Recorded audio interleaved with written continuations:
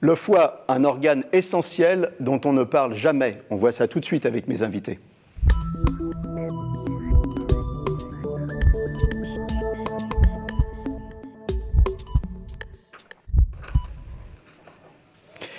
Alors, je suis avec Madame Camille Théron-Charles. Vous êtes présidente de l'AMF. C'est toujours difficile, les sigles des associations.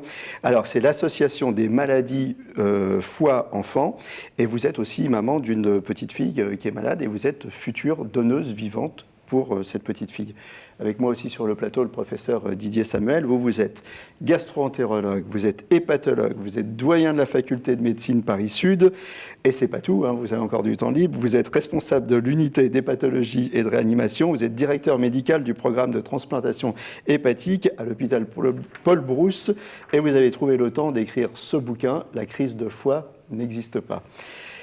Le cœur, le poumon, on voit bien à quoi ça sert. Quand on parle du foie, ça devient beaucoup plus flou. Alors le foie, à quoi ça sert? À tout, c'est une usine, c'est l'usine de l'organisme. Le foie fabrique toutes les protéines, quasiment toutes les protéines de l'organisme. C'est aussi un organe essentiel pour détoxifier l'organisme et notamment tout ce qui vient de l'intestin. Et donc il est pur, il enlève les bactéries. Il régule aussi notre taux de sucre dans le sang, notre taux de lipides également dans le sang. C'est un organe absolument vital, essentiel, qui est en effet mal connu. C'est une usine à la fois de production et d'épuration. Hein, tout à fait. Un peu. Oui. C'est-à-dire quand on passe l'épuration, on pense au rein, mais il y a le foie.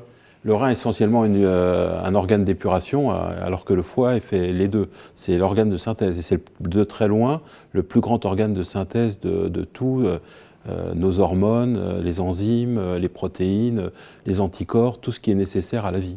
Le foie, il faut en prendre soin au quotidien. Quand on pense au foie, on pense à l'alcool, mais il n'y a pas que l'alcool, il faut en prendre soin au quotidien. Le foie, c'est un organe qui est très résistant, il résiste à la plupart des agressions aiguës.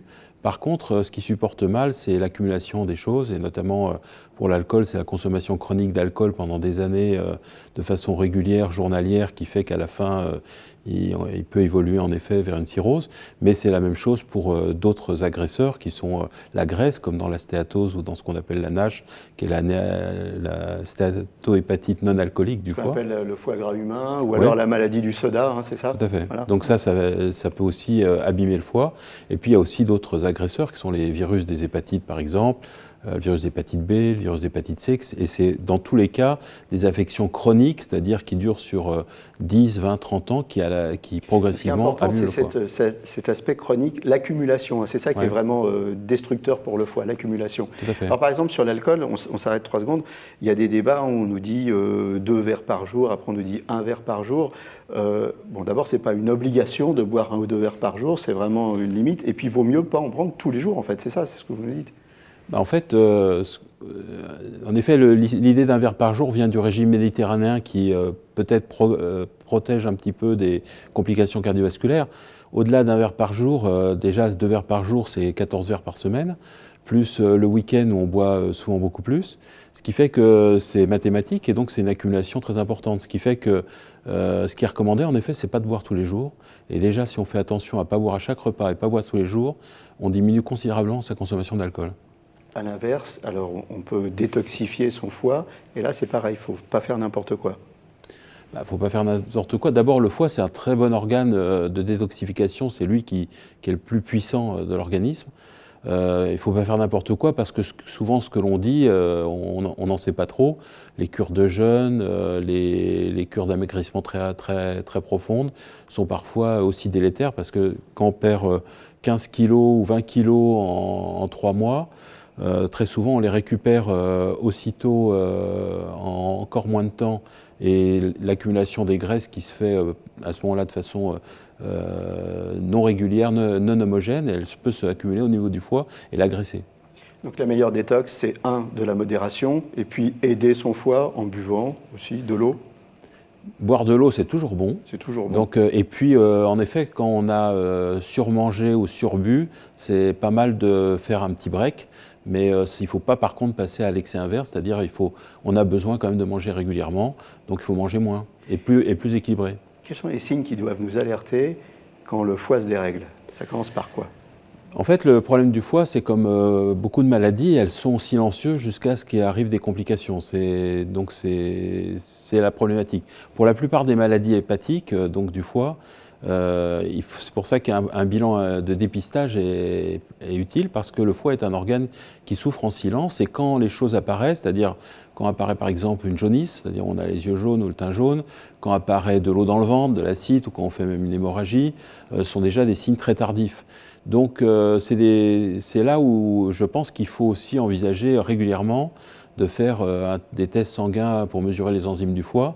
C'est aussi simple que ça, et s'ils sont anormaux, à ce moment-là, on va un peu plus loin. D'accord, donc faut surveiller. Il faut surveiller, alors notamment, et là je me tourne vers vous, il faut surveiller les nourrissons. Hein.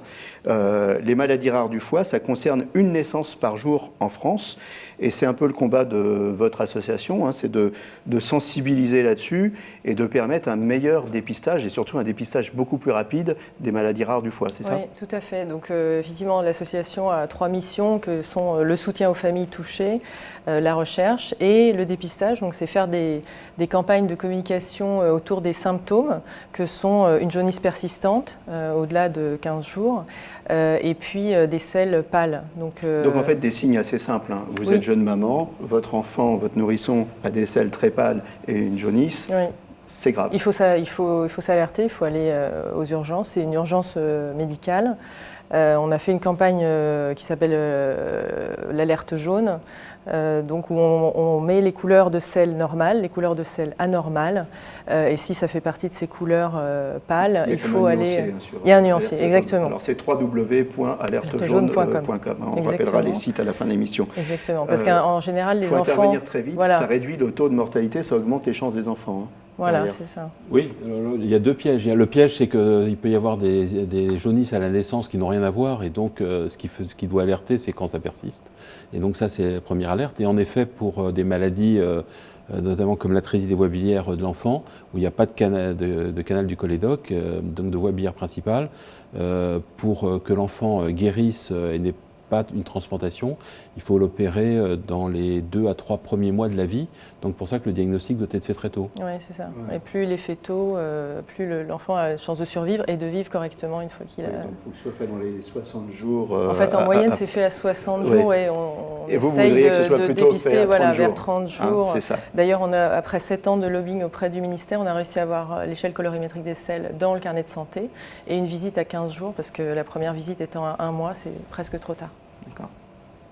Alors vous êtes maman d'une petite fille et vous allez être, qui est malade, hein, oui. Et vous allez être donneuse vivante. Oui. Alors en quoi, qu'est-ce qui vous a amené à prendre cette décision? Donc effectivement, elle a donc une atrésie des voies biliaires. Elle a eu l'opération qu'on appelle de Kasai à très, très petite. Alors qu'est-ce que c'est cette opération? On revient après. Ouais.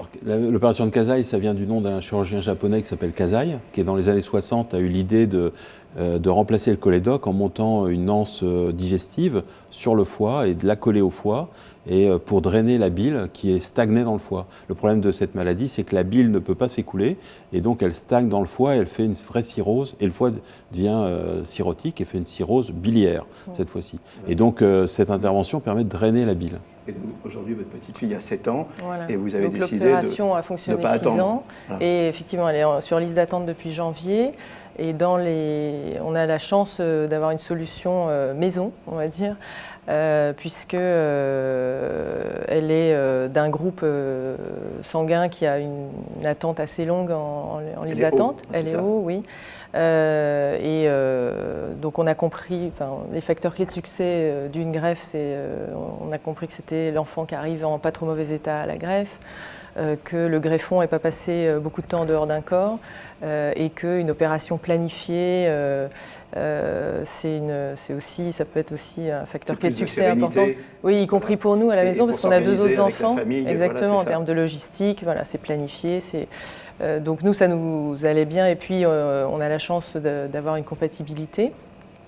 Donc on a pris cette option, j'attends juste encore la semaine prochaine les derniers résultats pour valider, et donc on irait...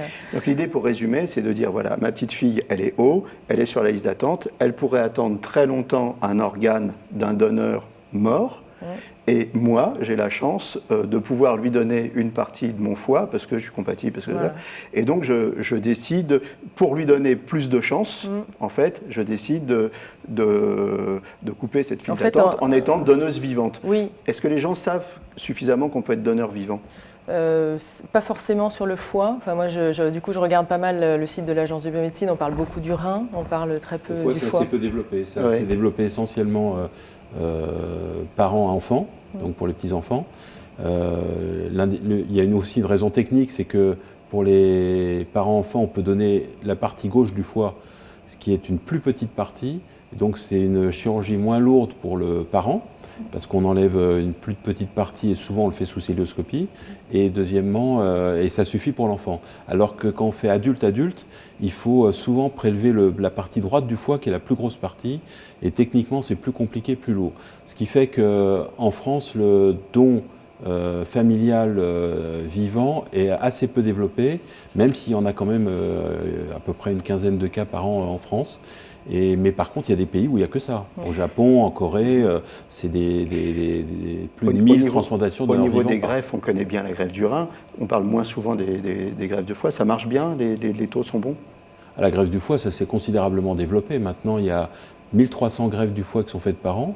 Et il y a des taux de survie qui sont actuellement aux alentours de 94% à 1 an et de plus de 85% à 5 ans. Ça marche vraiment très bien. Alors moi, ce qui m'avait pété en préparant l'émission, c'est que vous êtes dans le positif, vous n'êtes pas dans le pathos. Vous avez analysé tout ça et vous y allez. Oui, moi je pense que quand on est positif, il y a plus de... ça donne un élan vital qui entraîne les bonnes choses, donc je regarde que la solution. Vous m'avez dit que parfois ça déstabilisait un peu les équipes médicales. Oui, il y a des. Je trouve que ce sont des métiers très durs parce qu'il y a des décès d'enfants. Donc, je pense qu'il y a autour de ces services, malheureusement, il y a des malheurs, il y a des drames. Et je pense qu'ils veulent aussi éviter que des gens ne se rendent pas compte de l'ampleur de l'intervention qui va avoir lieu. Je connais les risques, je suis assez bien placée pour les connaître avec l'association. Mais je décide de regarder le verre à moitié plein. Ouais. Voilà. Écoutez, merci d'être venu sur le plateau. On arrive déjà, ça passe très vite au terme de l'émission. Un rappel pour les mamans, des selles pâles et une jaunisse persistante, on doit s'alerter. Les sites internet www.alertejaune.com, www.amfe.fr. Si vous voulez tout savoir sur le foie, la crise de foie n'existe pas. Je vous remercie tous les deux d'être placés sur le plateau. Merci. Je vous souhaite vraiment le meilleur pour cette opération. Vous nous donnerez des nouvelles. Je dis pas ça en l'air. On reçoit parfois des gens après qui viennent nous raconter comment ça s'est passé. Et on vous souhaite le meilleur pour vous et pour votre fille. Voilà, à bientôt. Et d'ici là, portez-vous bien.